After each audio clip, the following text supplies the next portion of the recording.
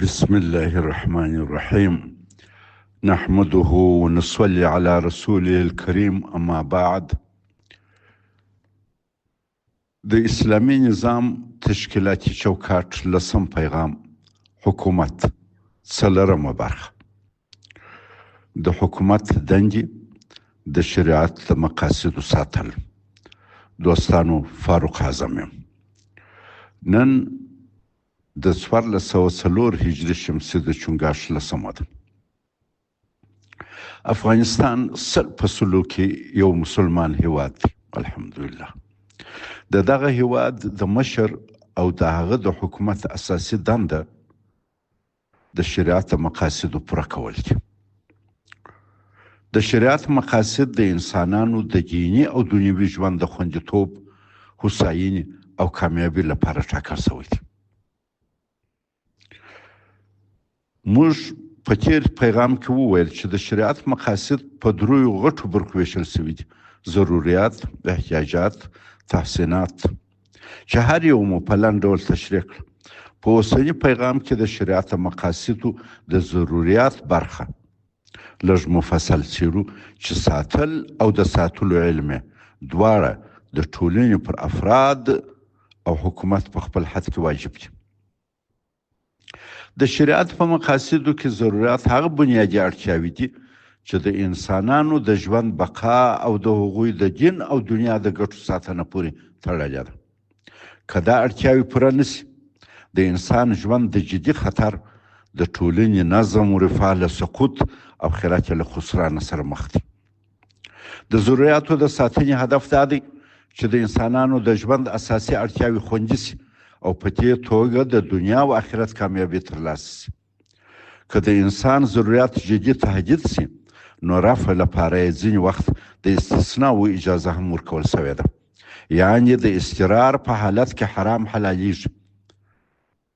مثلا د سختې لوږې په حالت کې د حرامو شیانو خوړل او یا څښل روا دي تر څو ژوند خوندي پاتې سي. ضروريات علماو پر 5 برخو ویشلي دي چې د هر یو تأمین ضرور دي. د شریعت ټول امرونه د دې دپاره دي چې دا 5 ضرورتونه لکه دین، ځان، عقل، نسل او مال خوندي پاتې سي. اول د دین ساتنه یا حفظ دین.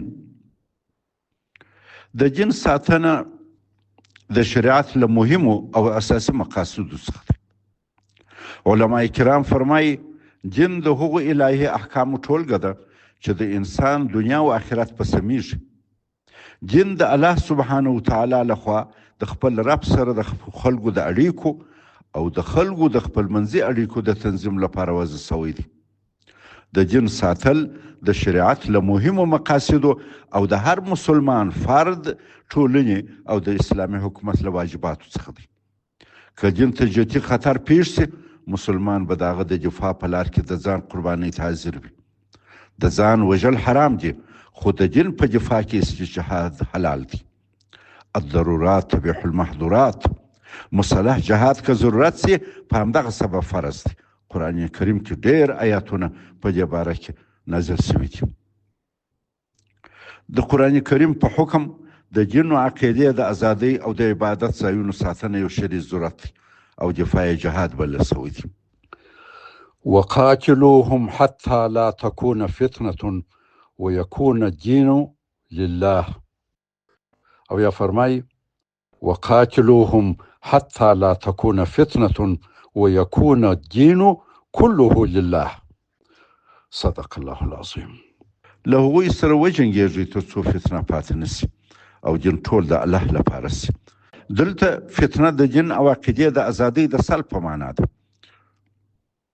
ابو داود او ترمذي حدیث نقل کړی دی چې رسول الله صلی الله علیه وسلم فرمایي من قتل دون دینه فهو شهید. څوک چې د خپل دین د دفاع په مهال ووژل سي، هغه شهید دی. د دین ساتل پر اسلامي ټولنه او حکومت فرض دی. د دغه فرض د ساتلو ډیره غوره طریقه په ټولنه کې د علم او پوهې عامول دي. په علم انسان خپل ځان، خدای جل شانو، ټولنه او کائنات پیژندلی سي. څومره چې یوه ټولنه کې علم او پوهه عامه وي، هغومره خلک له خدایه ډېر بیریږي او ټولنه کې نظم ټینګېږي. الله عز وجل قرآن کې د مځکو، اسمانونو، غرونو، اوبو، نباتاتو، حیواناتو تر بیانولو وروسته فرمایي چې له الله څخه ډېر ویرېدونکي کسان عالمان او ساینسپوهان دي چې د کائناتو په اسرارو تر نورو ډېر پوهېږي. انما یخشى الله من عباده العلماء. صدق الله العظیم. همداراز د دین د ساتلو لپاره په ټولنه کې داخلي امن، استقرار، د عدالت تأمین او د قانون مطابقت ضرور دی چې دا ټول په قهریه قوه کیږي. د اسلامي حکومت دنده ده چې له یوې خوا ټولنه له داخلي انتشار و بې نظمۍ او له بلې خوا له خارجي تجاوز وساتي. د اسلام او اسلامي وطن د دفاع لپاره له عصري وسایلو استفاده کول یو شرعي امر دی. له بده مرغه مسلمانانو دغه شرعي امر ته جدي توجه نه ده کړې او دنیوي علوم یې چې پخوا د دین د علومو برخه وه متروک کړه. نو ځکه اوس خوار و ذلیل دي.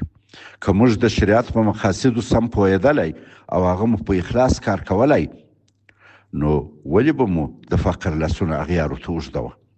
د مسلمان لاس خو بر وي.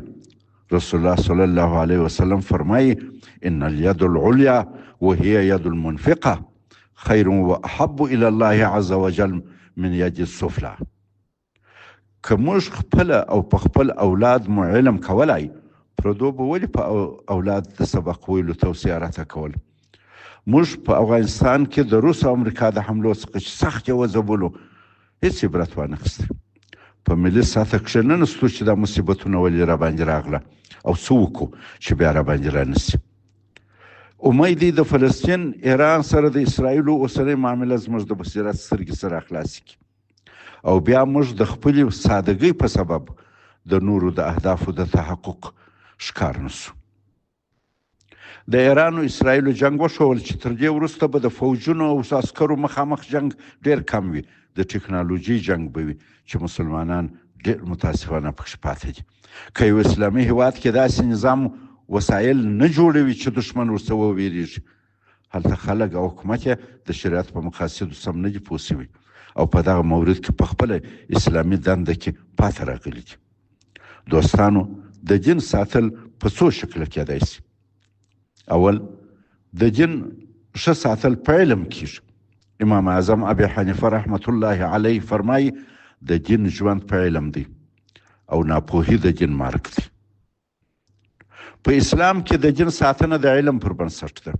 علم د دین د ساتنې لپاره نه یوازې یو مهمه وسیله ده، بلکې د دیني ارزښتونو د پوهې، تبلیغ او عملي کولو لپاره هم بنسټیز کردار لري. الله عز وجل خلق لوړوي چې ایمان او علم لري. يرفع الله الذين آمنوا منكم والذين اوتوا العلم درجات. صدق الله العظیم. په علم کې اخروي او دنیوي علوم دواړه شامل دي. دا ځکه دین یوازې د اخروي نجات لپاره نه دی، بلکې د دنیا ښه والي لپاره هم دی. آخرت په دنیا پورې تړلی دی. دنیا د آخرت مزرعه ده. د دین د ساتلو لپاره دیني او دنیوي علوم دواړه اړین دي. د اسلامي تمدن وده د دین د اصولو پر بنیاد د دنیوي علومو د پرمختګ له لارې سوې ده. دیني علوم د عقیدې، عبادات او اخلاقو د ساتنې لپاره ضرور دي او دنیوي علوم د اسلامي ټولنې د دفاع، ثبات او پرمختګ لپاره حیاتي دي. د شریعت په مقاصدو کې د علومو اهمیت د دین د پایښت او بقا لپاره مهم بلل شوی دی. د دین د ساتلو لپاره د عقل ساتل مهم دي. د عقل ساتل د شریعت له مقاصدو دي. علم د انسان عقل تقویه کوي او هغه د دیني حقایقو او د ژوند د ستونزو د حل لپاره چمتو کوي. د دین د دفاع لپاره عقلي او ساینسي دلایل چمتو کول د دین د ساتنې یوه برخه ده. یوازې د علم لرونکي کسان کولی شي د اسلامي ټولنې د نظم او عدالت لپاره مناسب قوانین وضع او عملي کړي. زموږ د مسلمانانو اوسنی زار حالت ښیي چې موږ اسلام هغسې چې پکار دی نه دی زده کړی. کتابونه مو ویلي دي، خو روح د کلام او مطلوب مو سم نه دی ځینې اخیستی او د تطبیق لارې چارې مو نه دي زده کړي. که نه، نو ولې بیا داسې ذلیل او زبون یو؟ ایا اسلام کې مشکل دی او که اسلام زموږ په فهم کې؟ د مسلمانانو د تنزل او بېوسۍ ریښه د اسلام په دین کې نه ده. کنه پخوا ولې مسلمانان د ټولې دنیا پرمختللي او آباد خلک وو. که موږ غواړو بیرته په عزت سو او سلف صالح عزت را اعاده کو، موږ باید د خپل پاتوالي راز پیدا کو. د منحط کلیوال قبیلوي ذهنیت راووځو. د سلف صالح پر تاریخ، فکر او کړنو یو وار بیا کره کتنه وکړو. د یو تمدن قوت او دوام د هغه په سیاسي نظام اړه لري چې اساس یې څومره د خلکو په احترام په نظام کې د هغو پر ونډه، د فکر او بیان پر ازادۍ، د افکارو پر تحمل، ابتکار او اجتهاد، د طبیعي حقوق پر تساوا، عدالت او د امت پر مصلحت ولاړ دی. اسلام همدغه تبلیغ کوي. د دین زده کړه پر هر نر او ښځه مسلمان فرض ده.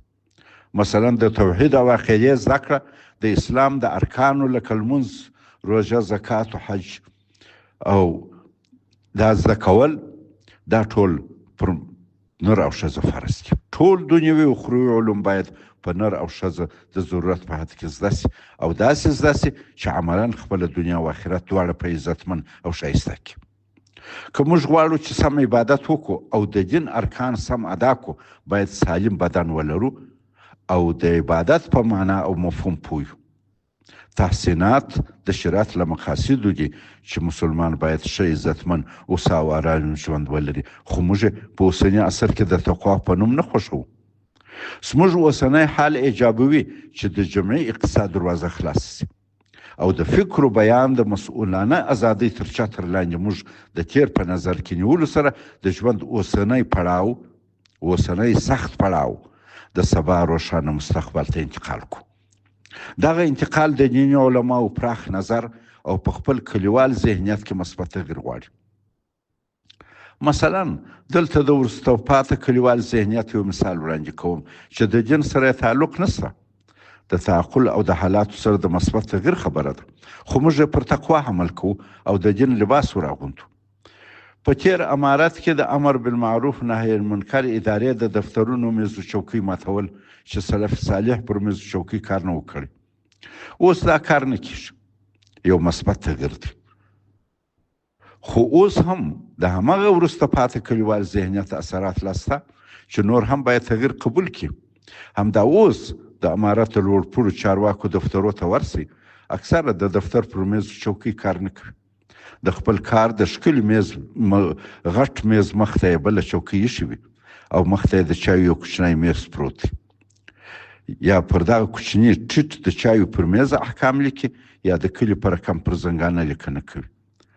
ډېر په تکلیف لوی سم میزونه چې د همدغه کار لپاره جوړ دي کلونه بېکاره پراته دي، استفاده نه ورڅخه کېږي. دا کلیوال ذهنیت دی چې د میز شاته پر چوکۍ کښېنستل او پر میز ارام و مستریح کار کول تقوا نه ورته معلومیږي.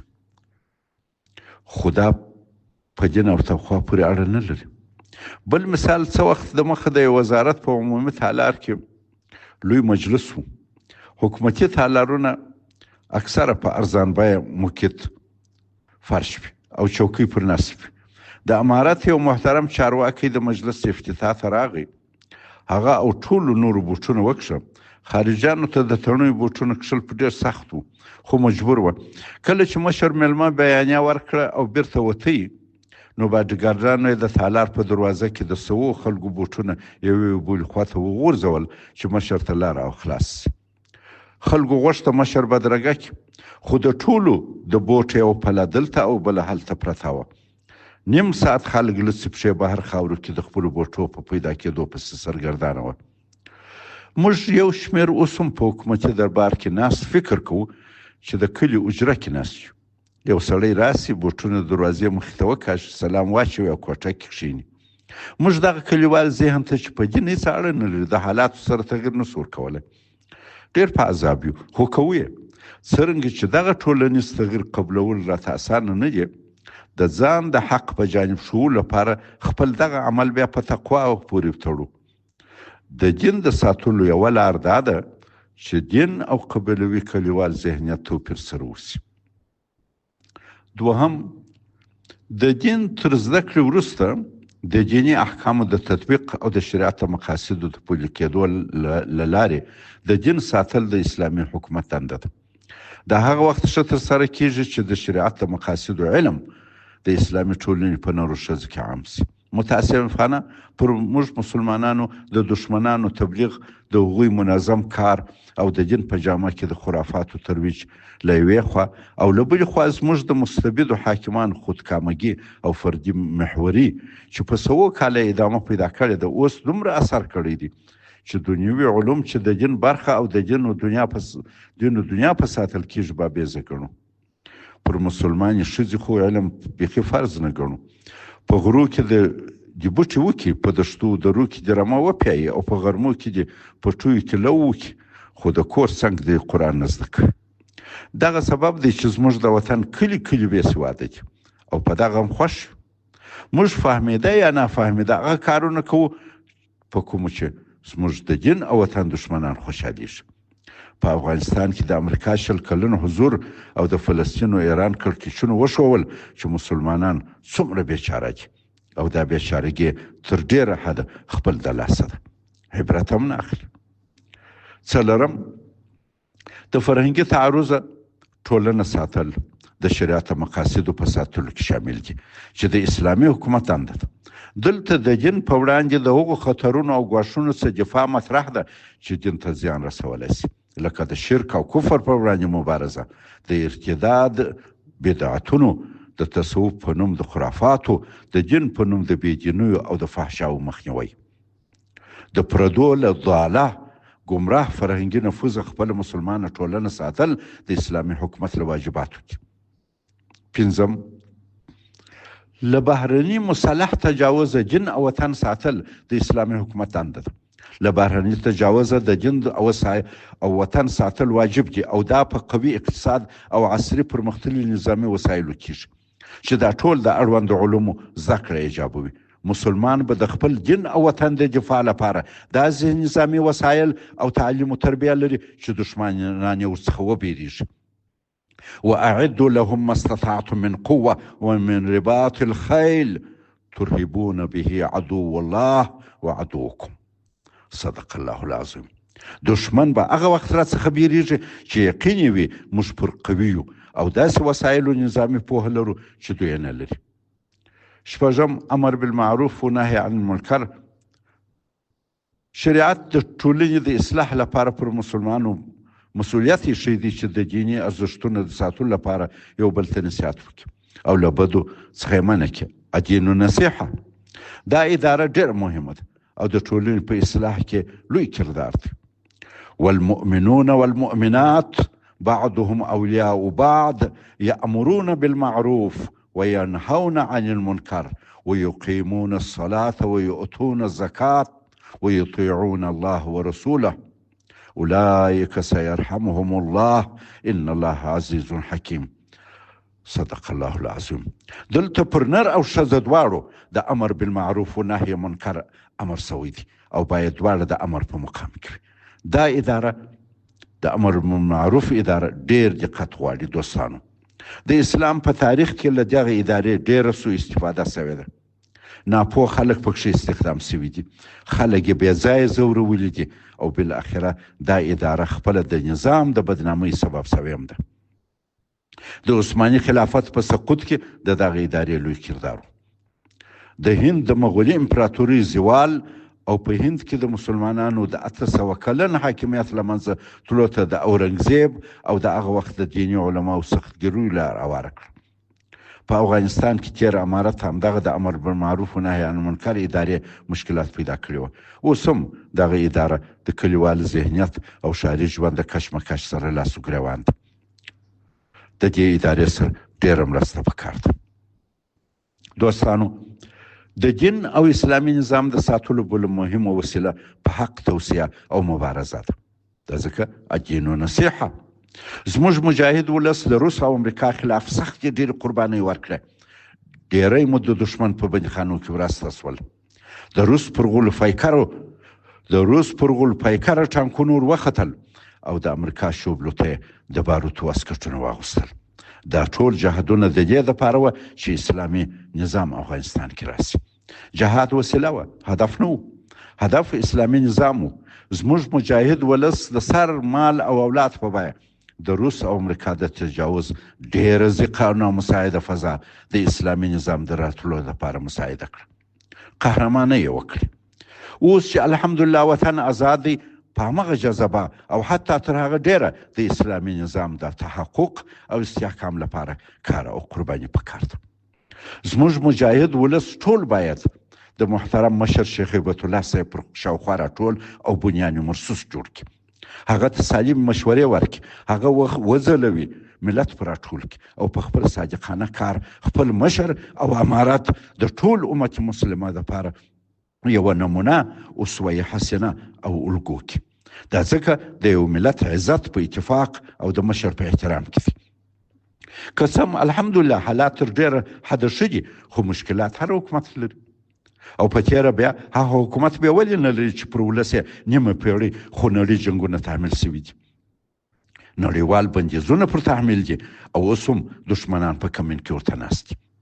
په امارت کې ځینې کسان حتی لوړپوړي چارواکي نظام کې له مشکلاتو شکایت کوي.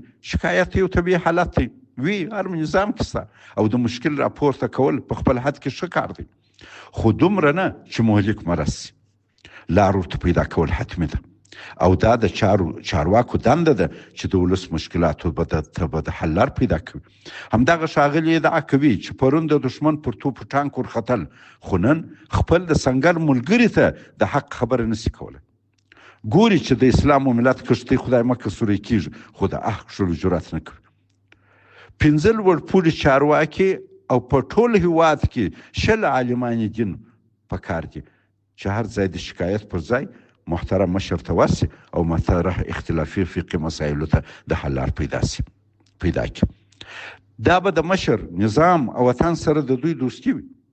که نه بیا به خلک سوال کوي چې آیا دا ښاغلي پرون د جهاد په مفهوم پوهېدل او که نه دا غنیمت فرصت د جدي کار او قربانۍ مستحق نه بولي. موږ باید د دین د ساتلو د اسلامي نظام د استحکام او د قیادت تر شا په ټینګه د درېدو دپاره د امر بالمعروف و نهی عن المنکر او د بیان د ازادۍ له اصله سالم کار واخلو. خپل ملګري مشر او کشر ته د حق خبره وکړو، یو بل ته لار او څا وښیو او پرې نږدو. دا نظام چې په ډېرو قربانیو منځته راغلی دی، زموږ د جبن او لالچ په سبب د جدي مشکلاتو سره خدای مکړه مخ شي. موږ نه باید اوسني ذهبي او طلایي فرصت شرایط میسر دی له لاسه ورکړو. البته نصیحت او مشوره باید د ادب او اخلاص په چوکاټ کې وسي او په هغه کې شخصي نامشروع ګټې شاملې نه وي. څلورم، د دین د ساتلو بله لار دا ده چې اسلام به خپلو راتلونکو نسلو ته سم رسوو. دا هم په علم کېږي. که علم نه وي، دین له یوه نسل څخه بل نسل ته په سمه توګه نه انتقالېږي. رسول الله صلی الله علیه وسلم فرمایلی دي العلماء ورثة الانبیاء. دا د هر پلار و مور، د ټولنې او هیواد د مشر او هر راع شرعي دنده ده چې خپل اولاد او نوی نسل ته به د دین پوهه سمه انتقالوي. دین به له غلطو تفسیرونو او ګمراه تعویلاتو ساتي. دا کار د هغو علومو په ښه زده کړه کېږي په کومو چې د شریعت مقاصد ساتل کېږي. له بعده مرغه پر موږ اوس کلیوال ذهنیت، منحط ذهنیت تر ډېره حاکم دی. دغه سبب دی چې اوس د دین او خرافات ترمنځ توپیر اسانه نه دی. اوس د دین په نوم بېدیني دومره ډېره سوې ده چې حتی علمای حق یې په خلاف غږ پورته کولی ورته مشکل دی. د دین او تصوف په نوم په موږ کې اوس دومره خرافات ډېر دي چې څوک اندازه یې لګولی سي چې دښمنانو په موږ کې څومره کار کړی دی او څنګه یې موږ ته اصل اسلام اوس نه اشنا کړی دی. دغسې یو نامطلوب ذهنیتي حالت زموږ نوي نسل ته انتقالول زموږ د نوي نسل ګمراه کول دي. دا زموږ ټولو خصوصا د اسلامي حکومت فرض دی چې خرافات و دین کلیوال منحط ذهنیت و ذمهواره حکومتولي سره بیل کړي او موږ اصل اسلام خپل راتلونکي نسل ته انتقال کړو. دا جدي کار غواړي او دا د اسلامي حکومت دنده ده. د اسلامي حکومت دندې یا د شریعت مقاصدو ساتلو بحث به په راتلونکو پیغامونو کې ادامه لري. په بل پیغام کې به د خیره د شریعت مقاصدو څخه پر حفظ نفس، ځان یا ژوند ساتنه باندې خبرې کوو. والسلام علیکم.